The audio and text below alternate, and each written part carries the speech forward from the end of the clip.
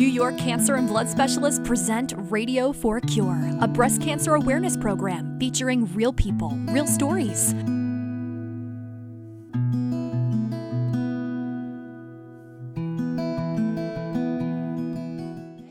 So I found I had gotten a mammogram in May of 2018, and my results was dense breast tissue. So I thought I was okay. They never called back, come get a sonogram, anything like that, which I didn't even know you were supposed to do. And in October, I was just looking across the bed, and I reached for the clicker, and I thought I leaned on the clicker. And it turned out when I felt a lump. So in my mind, I said, oh, it's nothing. We're going away next weekend. It's Columbus Day weekend. It'll be fine. And then we went away, and I said to my husband, I found a lump, but I think it's okay. If I go, I know they're going to tell me it's cancer. And I don't want that. No woman does. No man does. No, cancer, that C word is just like a horrible thing to me. Very scary. So I didn't say anything, and I pushed it off. A couple more, we went away, and then Kristina had, I guess I'll let you tell, something at school where they do for the senior girls, come down and do a presentation on breast cancer. So, and then you can tell what happened there, and then we'll go back to me. Okay. So senior year of high school, all of the girls were called down to the library for a breast cancer, breast health seminar. And in the seminar, we learned a lot of things. We got to feel fake breasts to see what a lump would actually feel like versus a normal breast. And we also talked about the importance of self-examination. And the thing that I remember most is that they told us, when you get a mammogram, if you get a letter saying that you have dense breast tissue, you should go back for a sonogram. And they really encouraged us to go and talk with our families and our friends about what we had learned. So I went home, and me and my mom, we were in the car, and I asked her if she'd ever gotten this letter. And she told me that she actually did, and that she recently found a lump. And I told her that she had to go back and get tested. So after that pushed me to call the doctor sooner. I'm thinking, oh, Thanksgiving's coming, Christmas is coming. I'm just, New Year, let's go from there. But when she told me this, I said, you know what, I'll just call the doctor, because she was telling me, I think you should go. I think you should go. Like many times. I would not wait. She must have said that 3 times to me. So I said, okay, called the doctor. I made my appointment. I went, and the doctor says, it doesn't feel like breast cancer to me. So I don't know what that meant. So she says, it must be hormonal. Let's wait 3 months, and we'll look at it again. So she leaves, and I'm sitting there, and in my mind, I wouldn't wait. And my daughter's telling me this. So when she came back, I said, I'm really not comfortable waiting 3 months. Can I just get a sonogram right away? And I did, and it was cancer. It's just crazy. They told me at one time it was like a stage 0, so it was very small. We were just doing a lumpectomy, and I got a second opinion, and within 3 weeks, it was stage 3, they told me. So whether it grew that fast or not, I don't know. The doctors did look at the mammograms that I got in May, and they said they couldn't see it either. So, but they would have recommended a sonogram, which I never got until this time. So had she not said that to me and told me the whole story about the dense breast tissue, I don't know. I may have pushed it off until the new year. And going through all this, I had to start chemo Christmas Eve. And I said, can't we just push it off 1 week, get the holidays? And they were like, no.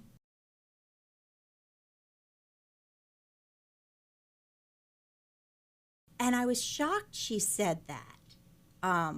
that it could be hormonal. That was stuck in my head. Could be. So we'll wait 3 months. No. And at first I was like, okay. And she leaves, and I sat there thinking. I didn't get dressed or anything. I just sat there thinking, I don't think I should wait the 3 months. Yeah, and I. It's just strange because usually the doctor tells me something. I'm like, okay, I'll do whatever they say. Right. Lose weight, do this, do that. Okay, I'll try. But after her story, I didn't go. I mean, I didn't push it off. I wanted to just get it over with and see.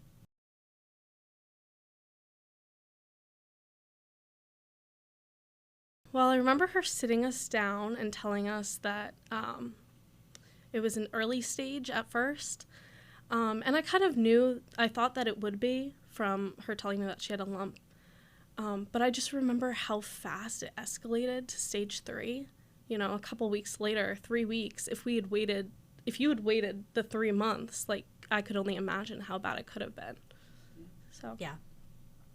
I Really think crazy. second opinions are extremely important also, because they just wanted to do a lumpectomy, and they said it's just one spot, and then 3 weeks later I had 5 areas. Like, how does that happen?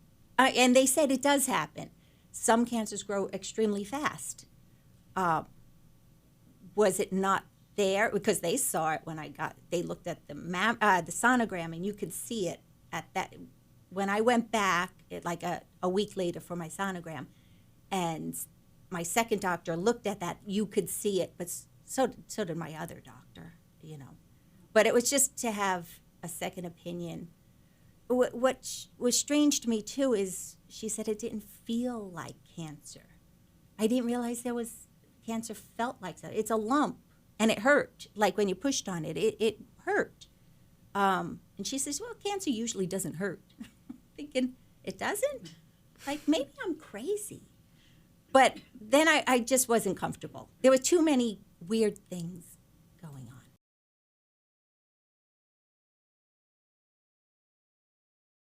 I think the scariest part about the whole process is the not knowing.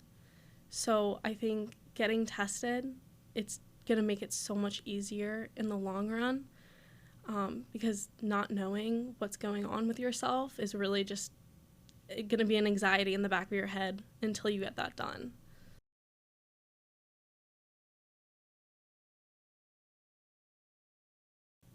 Pretty much, I think, could have saved my life going for a second opinion. I think it did say that. I think it might. Yeah, I think it did. Yeah. Combination of your daughter and a second opinion. Yes.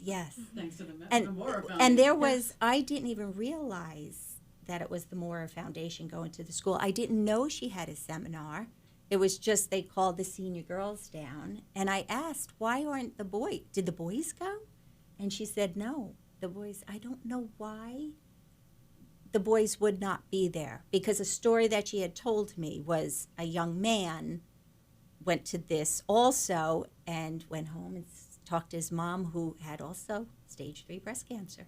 It was exactly like the same story. It was crazy. That's exactly what really pushed me to do it too, because I wasn't sure. I was like, oh, she's probably got it covered. But hearing the story at that seminar about a boy and then going through the exact same situation, it was so weird. It was like, I have to ask her about it now after hearing about this other boy who did the same thing. Mm-hmm. Absolutely. And it's amazing, and I think it's a great presentation they do. I think they should give it to all boys and girls. I understand maybe they want to separate the boys and girls. I mean, I don't know. But I think it's really important that these kids come home and talk to their parents. And it could be dads, too. I mean, men have breast cancer, Not just too. women who get It's breast not just women.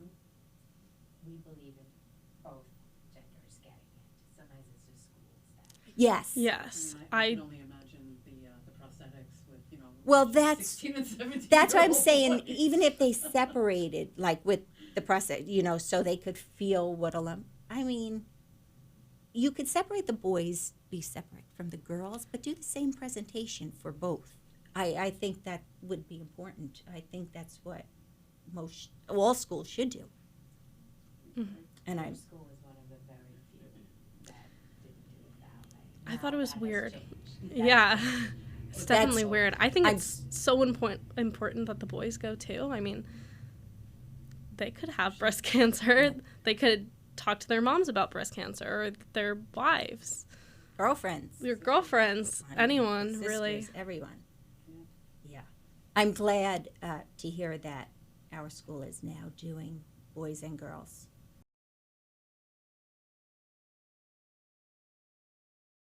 The emotions? I'm going to say the emotions. Like, you know you're going to lose your hair. You know you have to do it. You know you'll be tired. It's just, I could cry because the dishes weren't done.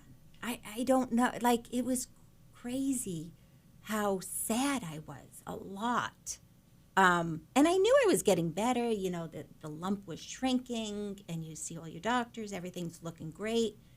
It's just the emotion. And then even after the surgery and the radiation I got, for probably like another 6 or 7 months, I was so sad, like for no reason.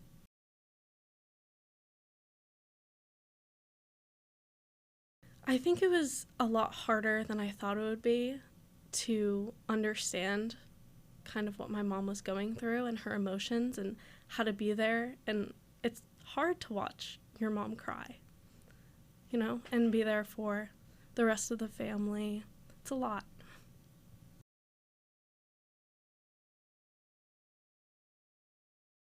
There was a point where they said, you have to get chemo, we have to start Christmas Eve. And I was in the kitchen, and I turned to my husband, I said, I don't think I can do this. And I was crying. And in my house, there's like a level over the kitchen where you could look down. And my youngest son, who was, 10 years old, he says, Mommy, you could do this. This is easy. You don't have to cry.